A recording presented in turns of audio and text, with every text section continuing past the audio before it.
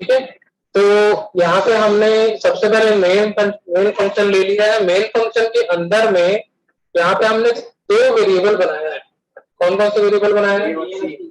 ए और सी हमने वेरिएबल बनाया है। ठीक है, और किसी वेरिएबल की हमें आवश्यकता नहीं है, तो हमने और कोई वेरिएबल नहीं बनाया। ठीक है, ए को सबसे पहले इनिशियलाइज कर दिया हमने 5 से। ठीक है,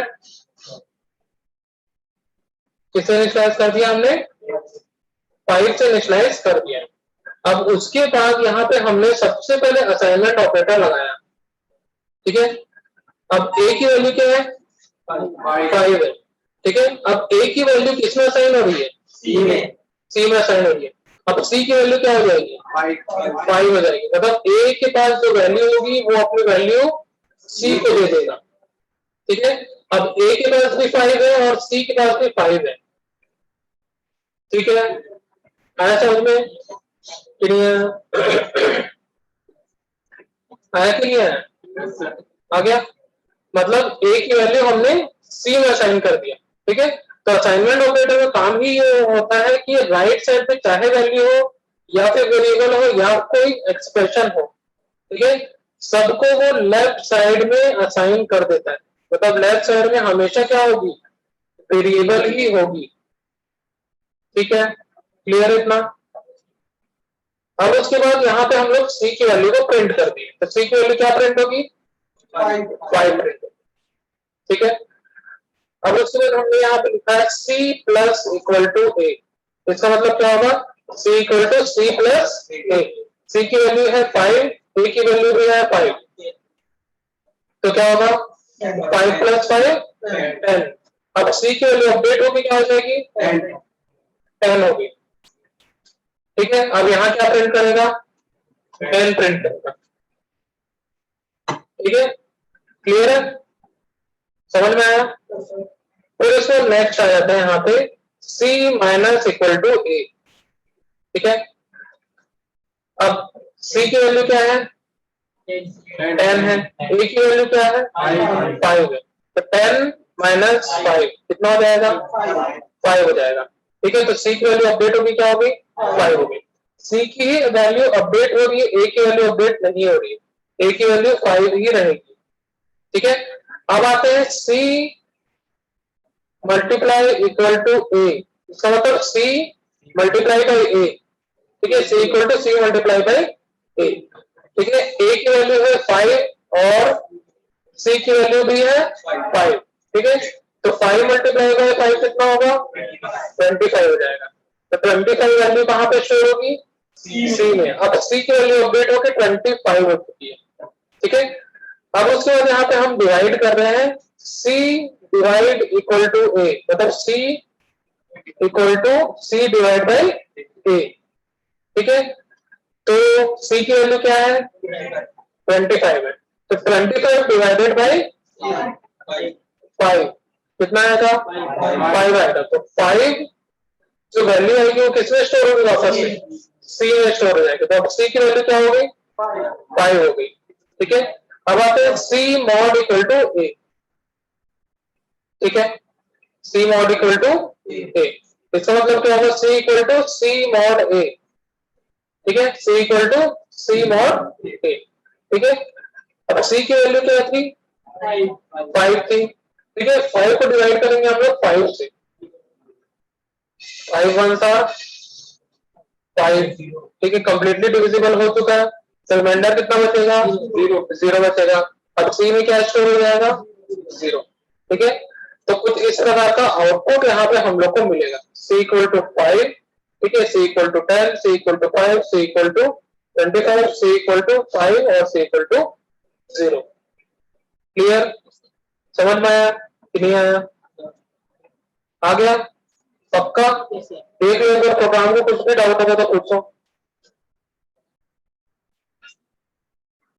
ठीक है, अदर्स ऑपरेटर, कुछ अदर ऑपरेटर अवेलेबल होते हैं जिसको हम लोग बहुत रेयरली यूज करते हैं। ठीक है, सबसे पहला आता है साइज ऑफ ऑपरेटर। जनरली ये साइज ऑफ ऑपरेटर क्या करता है? किसी भी वेरिएबल का साइज रिटर्न करता है। साइज मतलब कितना मेमोरी साइज वो कंज्यूम कर रहा है। ठीक है, उसको वो रिटर्न करेगा। अगर मान के चलो कोई भी एक वेरिएबल ए है, और हम लोग यहाँ पे अप्लाई करते हैं साइज ऑफ ए। ठीक है, अगर ए इंटीजर वैल्यू है, मतलब इंटीजर वेरिएबल है, तो क्या रिटर्न करेगा? 2 रिटर्न करेगा। क्या रिटर्न करेगा? 2 रिटर्न करेगा। क्लियर? समझ में आया?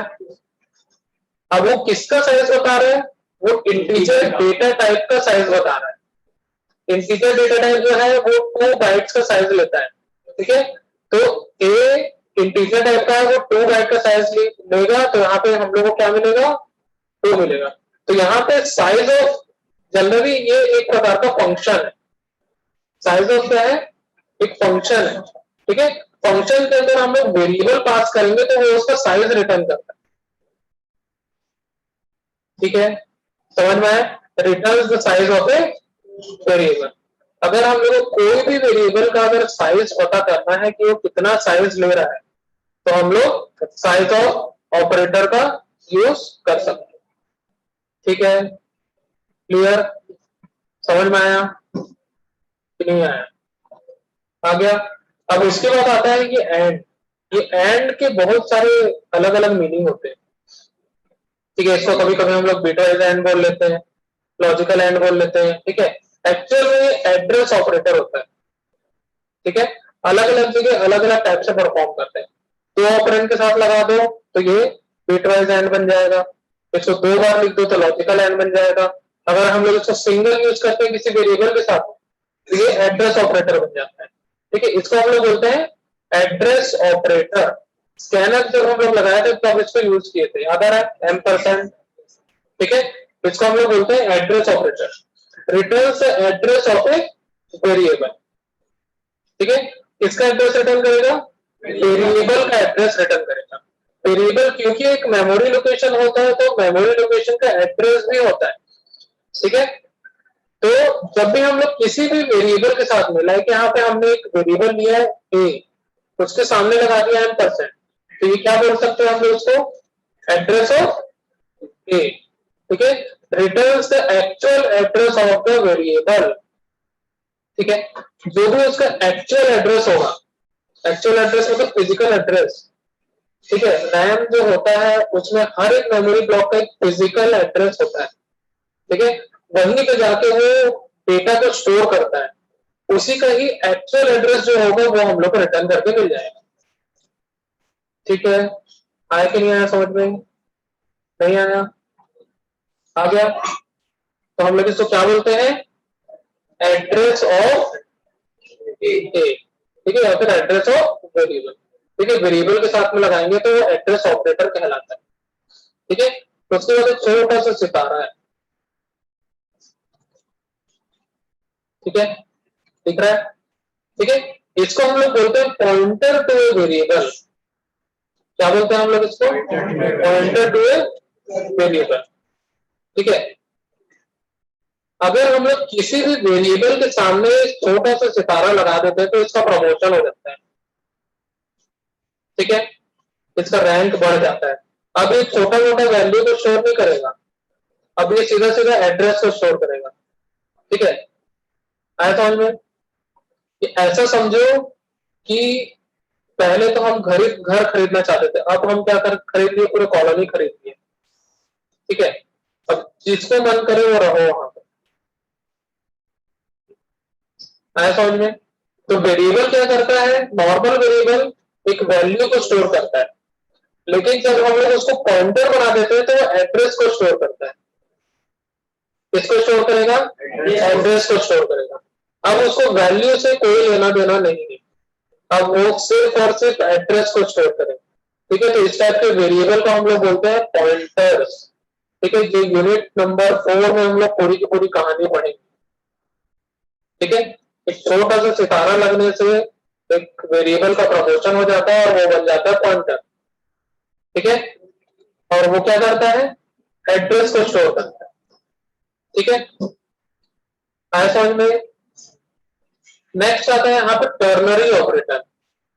ठीक है, ये टर्नरी ऑपरेटर जिसको हम लोग कंडीशनल ऑपरेटर भी बोलते हैं या कंडीशनल एक्सप्रेशन बोलते हैं इसको। ठीक है, अब यहाँ पे हमारे पास 3 ऑपरेंड होते हैं, एक क्वेश्चन मार्क के पहले, एक क्वेश्चन मार्क के जस्ट बाद में, और कोलन के पहले और एक कोलन के बाद। ठीक है, 3 ऑपरेंड्स हम लोग यहाँ पे लेते हैं। ठीक है, अब देखो इसको लिखते कैसे हैं। यहाँ पे हम लोग लिखते हैं कंडीशन। ठीक है, if condition is true then value X, otherwise value Y. ठीक है, ऑपरेंड 1 ये है, यहां तक ये ऑपरेंड 1 है, ये ऑपरेंड 2 है और ये ऑपरेंड 3 है। ठीक है, अब इसको मैं लिख के बताता हूं तब समझ में आए। ठीक है, अब यहां पे मान के चलो मैं ऐसा लिखता हूं। ठीक है, a is greater than b। ठीक है, मैंने कंडीशन लिखा। ठीक है, मैंने क्या लिखा, कंडीशन लिखा।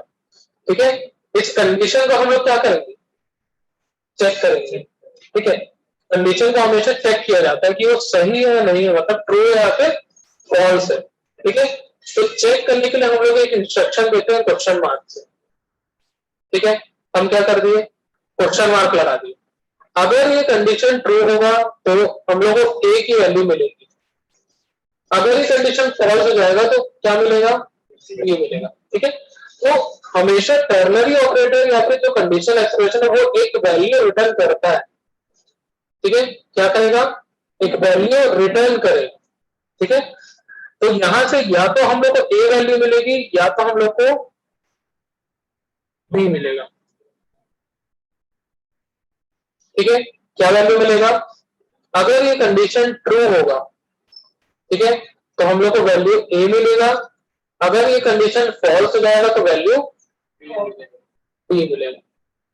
समझ में आया, नहीं आया,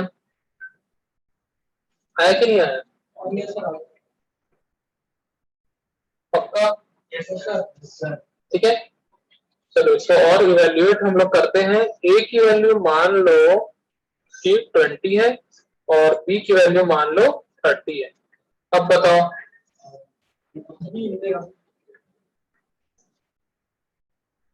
20 is greater than 30, condition true होगा या फॉल्स होगा, फॉल्स होगा, पक्का। ठीक है, किसी को ऐसा लग रहा है कि ट्रू होगा, नहीं लग रहा। ठीक है, कंडीशन फॉल्स होगा, तो फॉल्स के केस में हम लोग को कौन सी वैल्यू रिटर्न मिलेगी, बी मिलेगा। ए तो जब ट्रू होगा तब मिलेगा, अभी हम लोग को कौन सा वैल्यू मिलेगा, बी मिलेगा। ठीक है, ये बी वैल्यू हम लोग को मिलेगा और उसको हम लोग कोई दूसरे वेरिएबल पे स्टोर करेंगे। ठीक है, आया समझ में, हम लोग को ये एक्सप्रेशन एक वैल्यू रिटर्न करके देगा। ठीक है, उस वैल्यू को हम लोग किसी दूसरे या तीसरे वेरिएबल पे हम लोग स्टोर कर देंगे। ठीक है, ऐसा नहीं कि हम लोग इसको लिखे और छोड़ दिए, वैल्यू नहीं मिलेगा, ये इवेल्युएट भी नहीं कर पाएगा क्योंकि वैल्यू दे ही नहीं पा रहा है वो, क्योंकि उस वो जो वैल्यू रिटर्न करेगा उसको हम लोग को कहीं ना कहीं असाइन करना पड़ेगा। ठीक है, तो यहां से जो भी वैल्यू मिलेगी वो वैल्यू या तो ये वाली वैल्यू होगी या तो ये वाली वैल्यू। ठीक है, हम लोग ए बी वैल्यू न लेके यहाँ पे कोई स्टेटमेंट भी लिख सकते हैं। ठीक है, जैसा हम लोग मान लो ए की वैल्यू प्रिंट करें तो प्रिंटर वाला स्टेटमेंट यहाँ लिख सकते हैं। ठीक है, बी की जगह भी हम लोग प्रिंटर वाला स्टेटमेंट लिख सकते हैं। ठीक है, समझ में आया, तो ये एक प्रकार का टर्नरी ऑपरेटर है जो हम लोग को एक वैल्यू रिटर्न करके देगा। तो हम लोग कोई भी वेरिएबल सी ले लेते हैं और सी में वैल्यू को असाइन कर देते हैं। तो हमारे पास कितने ऑपरेंड हो गए यहाँ, 3 ऑपरेंड। ठीक है, ये पहला ऑपरेंड है, ये दूसरा ऑपरेंड है, ये तीसरा ऑपरेंड है। ठीक है, तो 3 ऑपरेंड पे काम करने वाले ऑपरेटर को क्या बोलते हैं, टर्नरी ऑपरेटर। क्लियर, समझ में आ गया टर्नरी ऑपरेटर। ठीक है, कोई डाउट है, कोई डाउट नहीं है, ठीक। ठीक है, इसी को या तो हम लोग कंडीशनल ऑपरेटर से बोलते हैं। अगर एग्जाम में आता है what is a conditional operator तो हम लोग को यही लिखना है। अगर ऐसा आता है what is a conditional expression तो भी यही लिखना है। ठीक है, अगर ऐसा आता है what is a ternary operator तो भी यही लिखना है। आया समझ में, चलो नेक्स्ट आते हैं कॉमा ऑपरेटर में। ठीक है, एक कॉमा छोटा सा जो लगा होता है वो भी क्या है, एक ऑपरेटर है। ठीक है, क्या है, ऑपरेटर है। ठीक है। तो कॉमा हम लोग कहाँ कहाँ पे लिख सकते हैं, जैसे हम लोग वेरिएबल डिक्लेयर करते हैं, अगर सिंगल डेटा टाइप के मल्टीपल वेरिएबल को अगर हमें डिक्लेयर करना है तो हम लोग कॉमा कॉमा सेपरेट करके भी लिख सकते हैं। ठीक है, बहुत सारे जगह यूज किया जाता है, प्रिंटफ में भी यूज करते हैं, स्कैनफ में भी यूज करते हैं।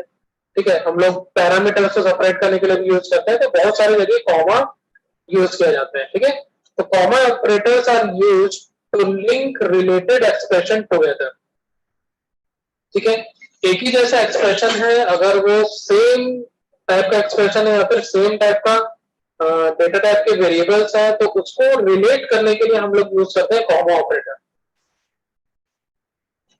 ठीक है, समझ में आया? तो कॉमा क्या है? एक ऑपरेटर है। ठीक है, क्लियर? क्या है कि नहीं आया समझ में? ठीक है, चलो देखो यहाँ पे हमने यहाँ पे 4 टाइप का वेरिएबल बनाया है। ठीक है, कितने वेरिएबल बनाया हमने यहाँ पे? 4 टाइप के अलग अलग डेटा टाइप के वेरिएबल हमने यहाँ पे बना लिए हैं। किसी में भी हमने वैल्यू असाइन नहीं किया। ठीक है, इंट ए हमने बनाया, फ्लोट बी, डबल सी और कैर बी हमने बना लिया। ठीक है, अब हम लोग इसका साइज जाना चाहते हैं कि कितना कितना साइज ले रहा है। ठीक है, डिपेंड करता है कि प्रोग्राम हम लोग किस सिस्टम पे बना रहे हैं। ठीक है, हो सकता है वो 32 बिट मशीन हो सकता है वो 68 बिट मशीन हो सकता है वो 64 बिट मशीन। ठीक है, तो तीनों आर्किटेक्चर में अलग अलग साइज हम लोग को शो करके मिलेगा। ठीक है, तो देखो यहाँ पे सबसे पहले हमने यहाँ पे किया साइज ऑफ इंट %LU। ठीक है, LU का मतलब होता है लॉजिकल यूनिट। ठीक है, लॉजिकल यूनिट जनरली हम लोग यूज करते हैं किसी भी मेमोरी टर्म्स को रिप्रेजेंट करने के लिए। ठीक है, मेमोरी टर्म्स मतलब बाइट्स, बिट्स, मेगाबाइट्स, गीगाबाइट्स, इस टाइप के जो मेमोरी टर्म्स होते हैं उसके लिए हम लोग यूज करते हैं। ठीक है, तो यहाँ पे हमने डबल कोट्स यहाँ पे दे दिया, उसमें यहाँ पे लिखा साइज ऑफ ए। ठीक है, तो क्या रिटर्न करेगा? 4 बाइट्स, बाइट्स में रिटर्न करेगा, बिट्स में नहीं। ठीक है, फिर उसको फ्लोट का हमने लिखा है %LU बाइट्स। ठीक है, तो यहाँ पे क्या रिटर्न कर रहा है? साइज ऑफ बी हमने लिखा, तो बी का साइज कितना होगा? फ्लोट का साइज क्या रहता है? 4 बाइट्स। ठीक है, फिर उसको साइज ऑफ डबल। ठीक है, साइज ऑफ सी यहाँ पे हमने लिखा है। ठीक है, तो डबल का साइज क्या होगा? 8 बाइट्स। ठीक है, फिर उसके बाद आएगा कैर, कैर का साइज क्या रहता है? 1 बाइट। अब यहाँ पे एक ही डिफरेंस हम लोग को देखने मिले इंटीजर के।